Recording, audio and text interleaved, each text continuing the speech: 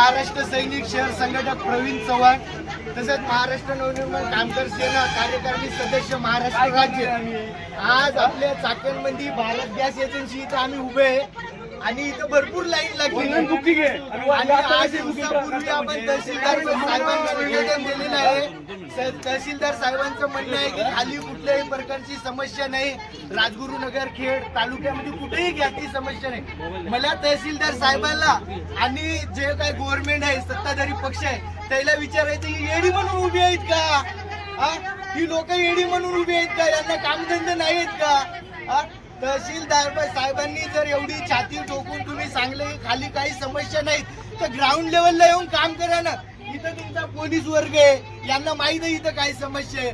आम्ही online gas टाक्या book केलेल्या यांनी सर्वांनी, मग हे डबल कशाची बुकिंग घेतात मला सांगा? ब्लॅक न तुमच्या इथे टाक्या भेटत आहे, चाकण शहरात ब्लॅक न 6,000 7,000 न टाक्या भेटत आहे। ती टाक्या कुठून आल्या?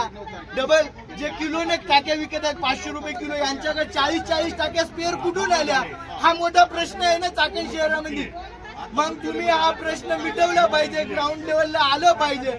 आता इथं हा सगळा माझा कामगार वर्ग आहे, या कामगार वर्गाने का इथं भाड्याच्या घरात चुली पेटवायच्या का?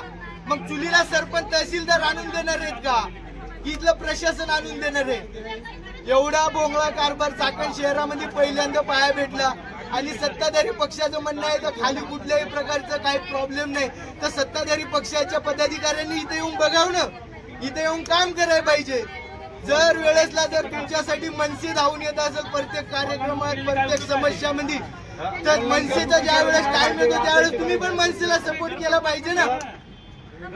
ही समस्या सारखी चालू आहे, 8 दिवस झाले चाकण मध्ये गॅसचा तुटवडा आहे। यावर तहसील साहेबांनी लवकरात लवकर प्रयत्न करावा, नाही तर मनसे 2 दिवसात इथं आंदोलन करील आणि ते आंदोलन एवढं तीव्र असेल की कुणाला ऐकलं जाणार नाही। उद्या आम्ही पोलीस स्टेशनला इथं निवेदन देऊ आणि परवा दिवशी आम्ही इथं आंदोलन करू आणि आंदोलन तीव्र असेल। जर तुम्हाला प्रेमाच्या भाषेला कळत नसेल तर आम्ही मनसे स्टाईलने समजून सांगू तुम्हाला, आणि हे लोकांना येड्यात काढणं बंद करायचं। कागदावर काहीतरी घेणं नंतर तो कागद फेकून देणं। ऑनलाईन बुकिंग केली, सिस्टमला सगळं आहे, कशी केली कशी नाही